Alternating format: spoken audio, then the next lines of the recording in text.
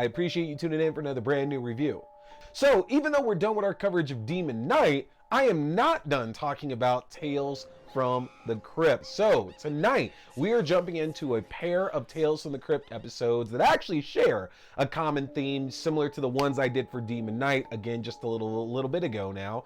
So our first episode that we are going to discuss tonight is Season 1, Episode 3, Dig That Cat, He's Real Gone. Now this episode was written by Terry Black and directed by the late great Richard Donner. You might know him from Lethal Weapon or The Goonies or a load of other fantastic films over the years here. But this being our third episode of Tales from the Crypt, as I spoke about it when we talked about The Man Who Is Deaf, it's also interesting seeing the way that things are different from how they would be later on in this series as well too. For starters, here at the beginning with the Crypt Keeper. The Crypt Keeper is actually up and moving around and walking around, and it's not so much that the Crypt Keeper wouldn't be up and moving or walking around in anything like later on in the show. It's just that it was always so infrequent to have him up and moving, as the fact that the Crypt Keeper actually has to go and get the tomb to read the story.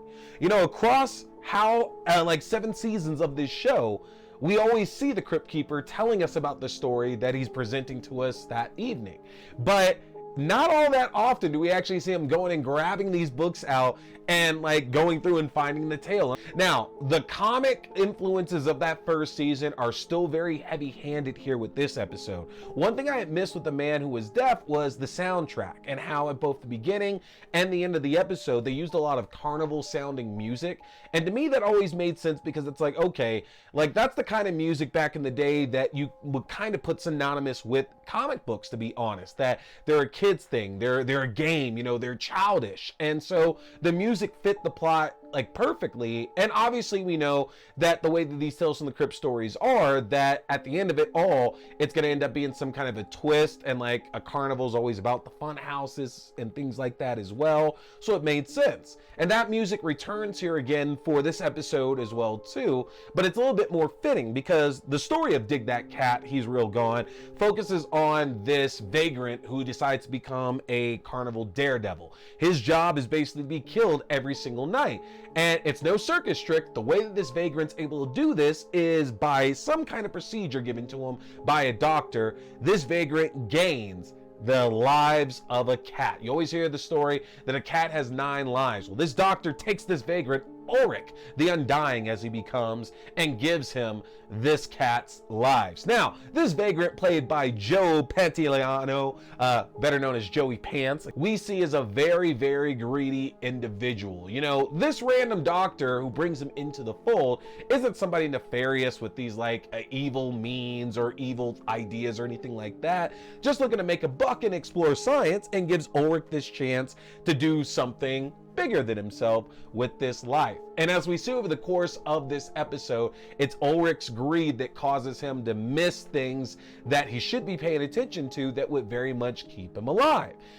Kind of like the first fact that's given is the fact that the doctor has to kind of kill the cat in order to give Ulrich the lives of this cat in the first place. And if we're believing that the cat has 9 lives, then by doing this, we've just taken away one of those lives. But again, this starts Ulrich's greed, as Ulrich and this doctor end up working for this carnival that again employs him to get killed every single night.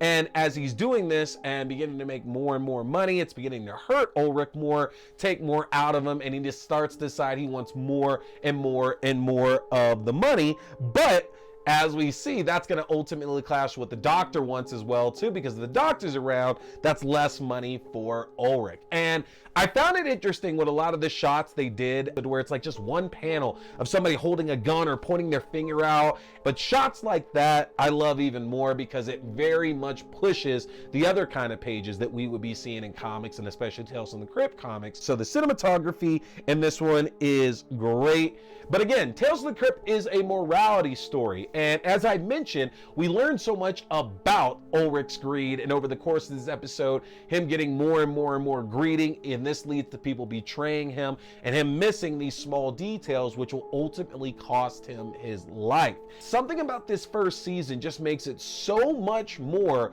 hand in hand with the comic that it's hard not to look back at these episodes and have a great blast with them. I so wish they were more easily available for streaming. But that's Dig That Cat, He's Real Gone.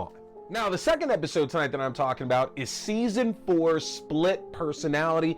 This one was written by Fred Dekker. Yes, that is right, folks. Predator, Fred Dekker, Monster Squad, Fred Dekker, and this episode was directed by longtime Hollywood producer Joel Silver. Y'all know him, Xanadu, 48 Hours, Lethal Weapon 2, Die Hard 2. There's so much on the resume there, and it just again goes to show us that Tales from the Crypt was this legitimate, like, glamorous job to where you could have writers and directors and actors from all walks of life in Hollywood and come and play in this horror sandbox and just get to cut loose. The episode we're talking about here tonight, Split Personality, again written by Fred Dekker, directed by Joel Silver, stars Joe Pesci as a small-time swindler named Vic, who, trying to figure out the score of a lifetime, meets a pair of twins that he finds out are worth a combined $2 billion, and Vic decides that the only way he's gonna be able to swindle that cash if he makes a twin of his own. Unfortunately for Vic, these twins are quite vicious and they are not willing to split their time when they find out Vic's ruse. And there it is, folks. That is Split Personality. Now, if you're wondering, what is the connection here that I decided to utilize this episode along with Dig That Cat, He's Real Gone? Well, if you've seen it, we know the blackjack dealer at the beginning of this episode is played by Joey Pants, who is just in Dig That Cat, He's Real Gone. So Joey Pants' second episode of his Tales from the Crypt tenure here. But the mark here is being played by Rocky's Burt Young as well. Now, I can't be the only one who thinks that Joey Pants' blackjack dealer might be Ulrich reincarnated. But you know, there's the distinct looking point of the show to where it started looking modern.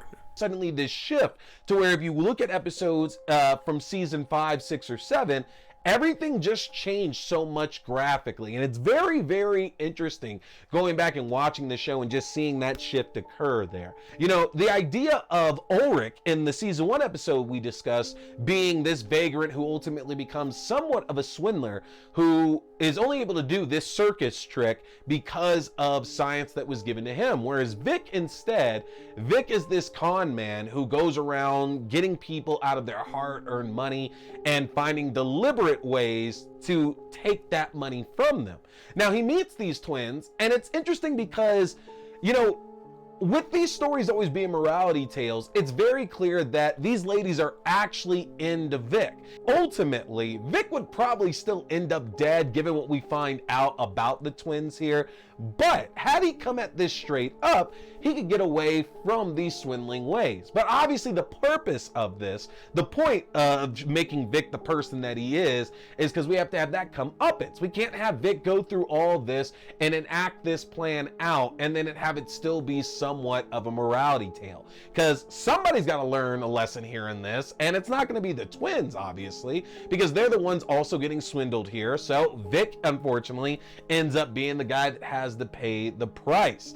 And we find out that the twins here murdered their father because their father didn't have enough time for the two of them equally, and so they decided that the best way for them to split that time was to split their father in half. Had Vic been a little bit more forthcoming, he might have found a way out of this, but by the time it ends, yeah, there's no escaping these traps at all, y'all. This is another really, really good episode of Tales from the Crypt, and the thing about both these episodes is that I do think Dig That Cat, He's Real Gone will add way more in the sense of what we're expecting and wanting from Tales from the Crypt. Like, if you want that sense of dread with the comic built in, then that episode's gonna do a little bit more. With Split Personality, most of this is kind of what I described that I thought was wrong with Tales from the Crypt in my Demon Knight coverage, to where when I talked about being younger and catching an episode that wasn't about monsters and ghouls and demons, but just about normal people killing each other,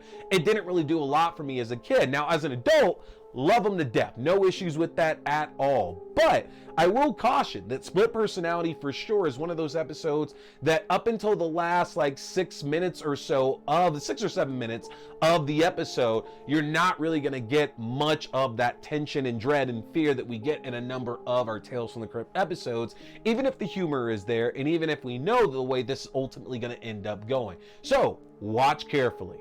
But that's going to do it for me here tonight, folks. I'm happy getting to talk some Tales from the Crypt, and I want you to tell me here in the comment section what episodes you want me to talk about when I get back around to this. Because when I do this, I'm going to do 2 episodes a piece, and I want to make sure I'm hitting a couple of your favorites as well, because I love this show to death. There's so many great episodes that I do really enjoy, but let's make sure we're picking out ones that you like just as much too. So let me know in the comment section if there is an episode or 2 you want me to make sure to focus on sooner than later. We'll get around to it at some point. And hit that subscribe button, folks, because that is the best way to keep all up to date on the content I'm dropping for you here. You can access all of it through my link tree, which you can do at linktr.ee/tscarymovie. If you get subscribed to my link tree, that's going to give you access to the YouTube page for the video versions of the show, your favorite podcasting platforms for the audio-only versions of the show, to my Letterboxd page for written reviews and movie rankings throughout the year, to my TikTok page for my short horror content, including movie news and movie premieres, to my Twitch page for my horror gaming, including The Thing Remastered and Phasmophobia, and to my Fangoria shop page, where you can enjoy a 20% discount off anything in the Fangoria shop. Take advantage of that, folks. Hit that subscribe button so I can get more followers and put more content out for all of you. But that's going to do it for me here tonight. I appreciate you tuning in. My name is T. We've been talking scary movies. Stay scared.